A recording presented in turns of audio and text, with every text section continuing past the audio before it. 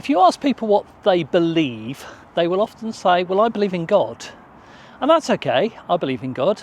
So does the devil actually believe in God, because God is God, and a lot of people believe in God. It's just, what do we believe about God?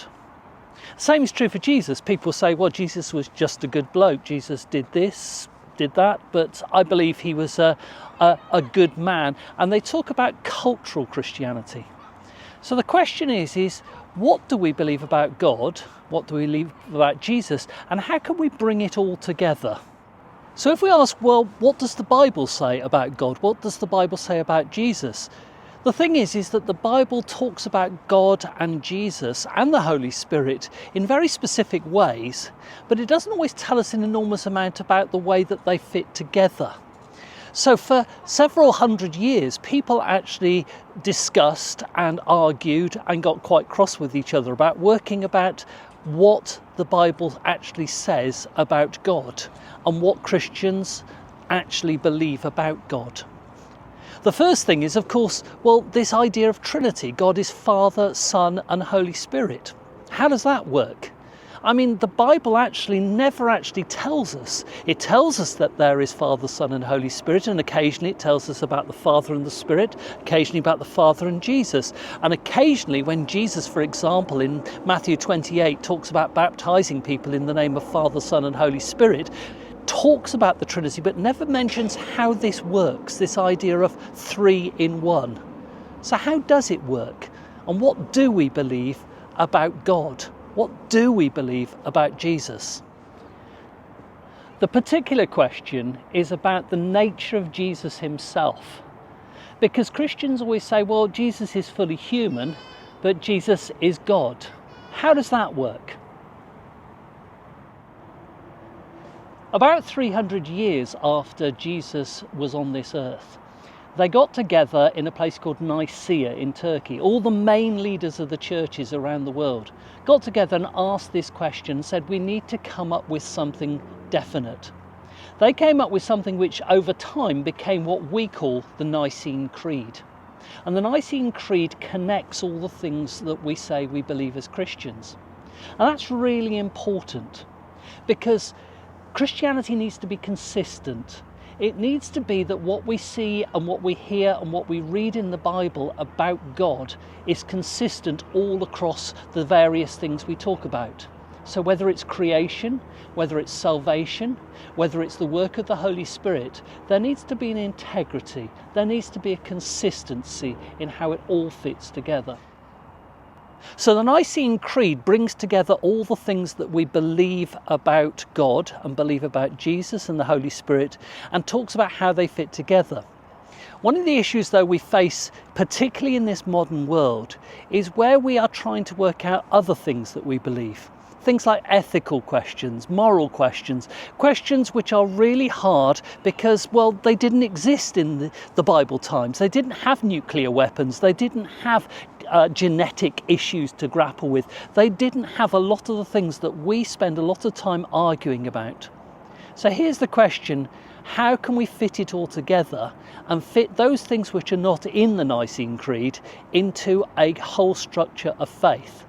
And that's why I'm here in this playground, because I want to show you something which I think will help. So with my little friend here, we're going to try and help understand how all these things fit together using this rope climbing frame. And what I want you to look at is the whole picture and then the individual bits that go to make it up. And together, that gives us a picture of how we have a structured faith. It's what theologians call a systematic theology. How can we get a whole understanding of God that keeps that integrity, keeps that consistency, and helps us with the areas that are not immediately available to us in the Nicene Creed? So let's begin with a fundamental thing about this climbing frame. It's got rooted points which are absolutely fixed. If these rooted points move, if the ground moves and the fixed points move, then the whole climbing frame will lose its shape. So the first thing this climbing frame needs is fixed points. So we've got our fixed points, and the main thing is that's the easiest place to get onto the climbing frame. So if my little friend here starts climbing onto the bits further up the climbing frame, it's much easier for her to begin at one of the fixed points. So having got the fixed bits, now we have the slightly flexible bits, the bits which are able to bend as per the weight that is put on them. They need to be firmly connected to each other, and they need to actually create a network that has that integrity and that consistency. And the more that we feel secure with that integrity, the more we can explore inside our faith. You can put a light weight on one of these little ropes. You can even put a heavier weight on this rope. And the point is that the whole body then shifts to adapt to holding that weight. But if we put too big a weight on it, the rope breaks and the whole thing falls apart. So what does all this mean, and how does this help us to understand faith? So how does this become a picture of our faith? Well, the first thing is that our faith has to have that integrity. Everything must connect together. The Bible is consistent. There is nothing that says something somewhere in the Bible which contradicts. It may need understanding, but there's nothing that contradicts itself in the Bible. The second thing is that our faith has to have rooted points. And that's where I think the Nicene Creed comes in. The Nicene Creed gives us firm, clearly understood, rooted points that all Christians agree on.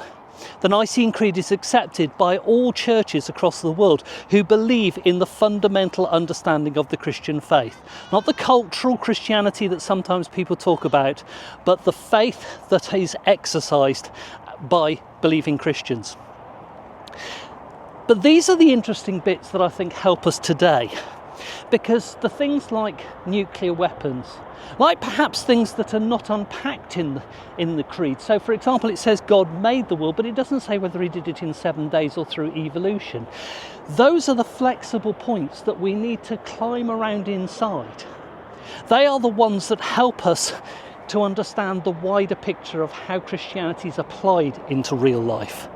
And that's where these ropes and their flexibility, and the whole flexibility, gives us that ability to say we can disagree, we can hold things in tension. The danger is, of course, that we put too big a weight on one particular rope, and we say that this particular facet of our belief is so important it should be a fixed point. And when we do that, we're in danger of losing the whole shape of what we believe, because we are placing too much on one particular facet. So the whole picture, to me, gives us an opportunity. The opportunity, like my little friend, exploring inside and climbing through and around and exploring our faith, to explore the different things with confidence, because we know it all connects, it has a consistency, it has an integrity. So when it comes to understanding our faith and asking the question, well, what do we believe? We have to first of all begin with the things that we are sure about, the things that we all agree on. And that's where we come to the Nicene Creed and need to look at that. It then enables us to explore other things with consistency as we see how they all fit together. And that's the encouragement to play, to look at these various things and to allow that tension, to allow those differences, to allow the fact that some of these things we won't ever work out what they are. But it gives us a chance to explore and play.